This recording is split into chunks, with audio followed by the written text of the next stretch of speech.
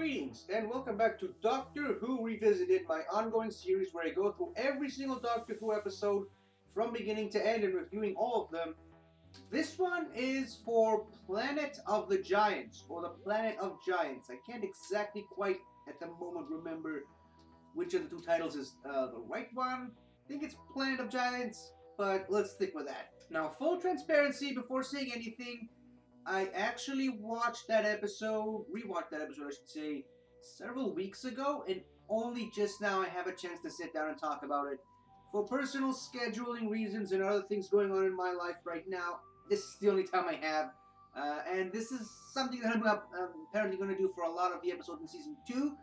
I apologize, I will try to do better next few seasons. But anyways, Planet of Giants. Here's an interesting fact. It is the only serial in the classic era of the show that has 3 parts in it. All the other episodes were either 4 parts, 6 parts, some were 2-parters, and a few occasionally reached 7, 8, 10, and even 13 parts. This is the only one that was 3. It was a nice, interesting round number, and it's kind of interesting, I suppose. But going into the actual episode itself, again, reminder, I watched it several weeks ago, so it's not as fresh in my mind as it's supposed to be. Definitely not as fresh in my mind as the episodes from Season 1 were when I reviewed them. But let's just try to get through this. First of all, in a sci-fi setting type of show, it is only natural that eventually you would pull the, for lack of a better example, the Honey, I Shrunk the Kids treatment. In most sci-fi settings, they usually have this, the characters are now small, and they have to navigate a much larger world that is basically an ordinary world that we're familiar with, in this particular case being someone's garden, and then subsequently someone's lab inside their home. It's a very common concept in sci-fi, but that being said, I think it's done really well. First of all, the scaling of some of the sets and some of the animals, they're actually using real animals, and it's not real giant animals, but conceptually they're using real animals, and the way they built the props for the real animals in this episode was done really, really well. And I love that you don't really get the sense that this is actually the real world just enlarged by several times its normal size until somewhat late into the first part of the 3-part serial.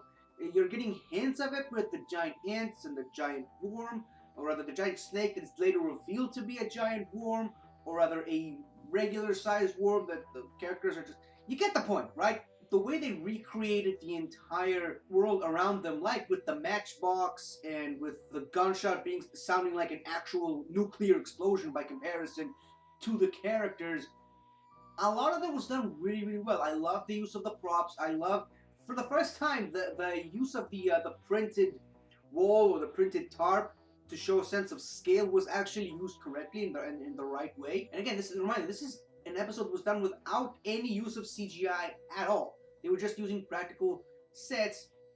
I love the props of the giant fly.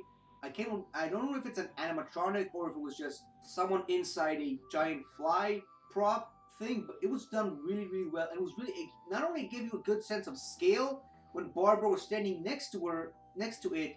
Jacqueline Hill's performance in that scene really sold me on the terror of, normally a fly is a creature you would just flick away without a second thought, but when it's that big, no wonder she passed out just from looking at him.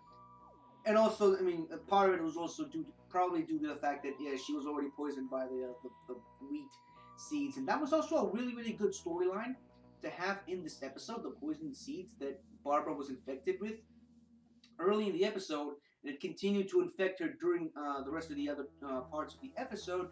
But this kind of brings up an issue that I have with a lot of shows, just not just Doctor Who, just shows in general of that type of nature, is that someone knows that they've been infected with something that's going to kill them, and they're just keeping it to themselves. They're not saying anything. They're just keeping quiet. Like, and Barbara's a really smart character. Why would she do that? Why wouldn't she tell the doctor or Ian or Susan about her current condition? Why do characters in TV shows continue to do that? That minor rant aside, everything is better because the doctor already has a plan to bring them back to normal size, and he figures that once they're all back to normal size, the virus is gonna stay the regular size that it is, and Barbara's immune system is eventually going to be able to handle it. So there. But the other threats, not just the poison, and I love how they weaved the other plot of just the people, the regular-sized people, and their usual schemes and plottings, and the way they chose to infect the wheat seeds with that new poisonous substance that was going to kill all insect life at all. How they weaved that whole storyline in with the regular storyline of the Doctor and friends being tiny and having to find their way back to the TARDIS. They could have just turned back and got back to the TARDIS once they all got reunited, but they stayed and they kept trying to prevent whatever was going to happen from happening. And I liked how they weaved both storylines together. I loved that moment with the phone when three of them were just yelling as loud as they could into the phone together in unison to try to emulate a regular-sized person speaking into a phone. Eventually, obviously, it didn't really help them much, but the fact that the phone was dialed to that particular place several times and no one really answered sort of helped the storyline. So in a way, their being there helped the rest of the story. The giant cat thing, or rather the regular sized cat that was big because the characters were small, that was a good cliffhanger, but unfortunately didn't really do much beyond that because he just walked away, as cats normally tend to do. They get distracted by other things. But for the cliffhanger, I think it worked. And the Doctor and Susan being trapped inside the drain hole in the sink when all the waters were coming down, that was a really good cliffhanger moment.